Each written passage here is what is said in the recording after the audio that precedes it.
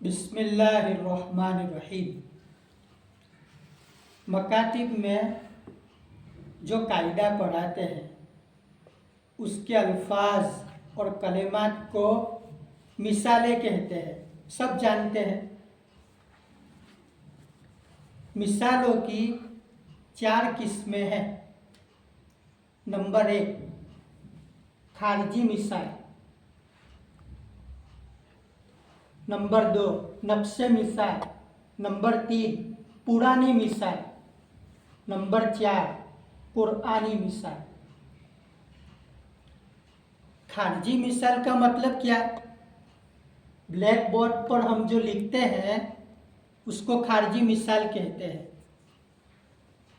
चाहे कोई भी हो। नफ्से मिसाल का मतलब क्या? कायदे की मिसाल, यानी कायदे में जो अल्फाज हैं उसको नफ्से मिसाल कहते हैं। पुरानी मिसाल का मतलब क्या? जो पहले गुजर चुकी, जिसका सबक हो चुका वो। और कुरानी मिसाल का मतलब क्या? पारेम की मिसाल है। खारजी मिसाल का फायदा क्या होगा कि नफ्से मिसाल, कायदे की मिसाल पढ़ने की ताकत पैदा होती है। पुरानी मिसाल, इसका फायदा क्या? तो मश्क होती है। अगर आप तनवीन की मिसालें पढ़ाते हैं तो तनवीन को हरकत में फिट करो, जज्मा को हरकत की मिसालों में फिट करें, तशदीद की मिसालों को हरकत की मिसालों में फिट करें। पुरानी मिसालों में दरस वदअ, चलो 2 ज़बर लगाओ, 2 ज़ेर, 2 पेश, चलो जज्मा लगाओ, तशदीद लगाओ, तो इससे मश्क होती है। और पुरानी मिसाल का फ़ायदा क्या कि हमारा जो मकसद है कि बच्चा कलाम पाक के अल्फाज खुद ब खुद हल कर ले, क्योंकि कायदे के बाद नंबर आता है पारेम का, तो पारेम के कलिमात बच्चे खुद ब खुद हल करेंगे। इसलिए आप पारेम ही से हर बयान की मिसालें तलाश करके कापी में जमा कर लें। अल्हम्दुलिल्लाह हमने सूरतुल ज़ुहा से वन्नास तक 700 मिसालें जमा की हैं और इसका नाम रखा मश्की कायदा। अगर आपको चाहिए तो आप फ़ोन करना, मंगवा सकते हैं।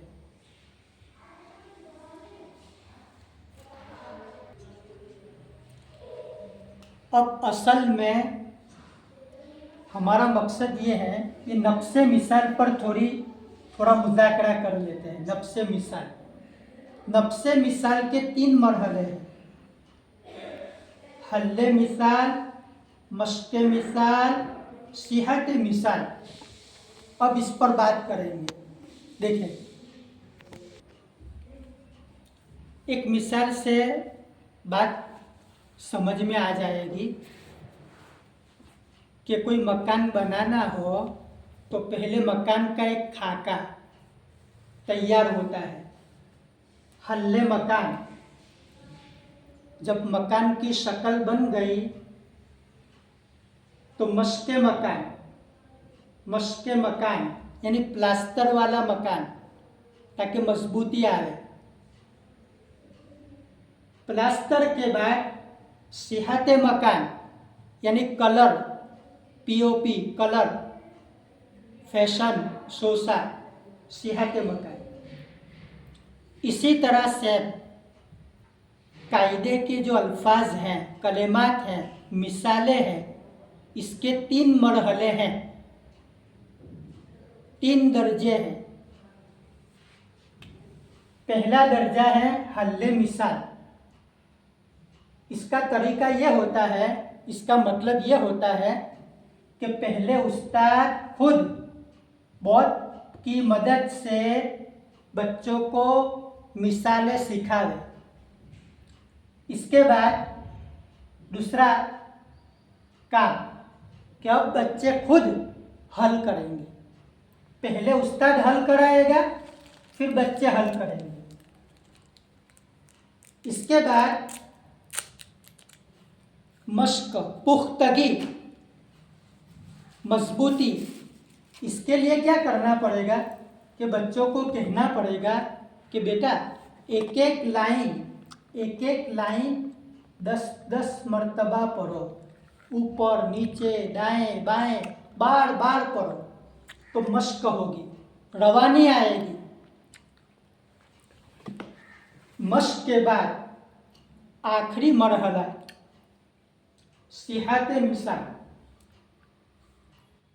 इसके दो तरीके हैं। पहला तरीका तो यह है कि सिहत मुदर्रिस की अदायगी पर मौकूफ़ है कि उस्ताद को चाहिए कि तमाम मिसालों को मश्क करावे, जैसे कारी क्लास में मश्क कराते हैं, मश्क करावे।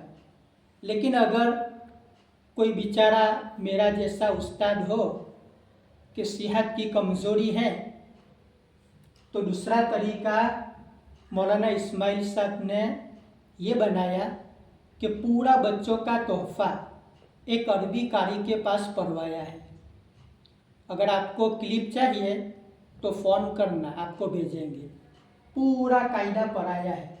तो अरबी मिसालों को अरबी ज़बान में और अरबी लहजे में बताई गई है कि बच्चे को बार बार सुनाओ, ताकि शुरू ही से सेहत के साथ अरबी लहजे के साथ मिसालें बच्चे हल करें।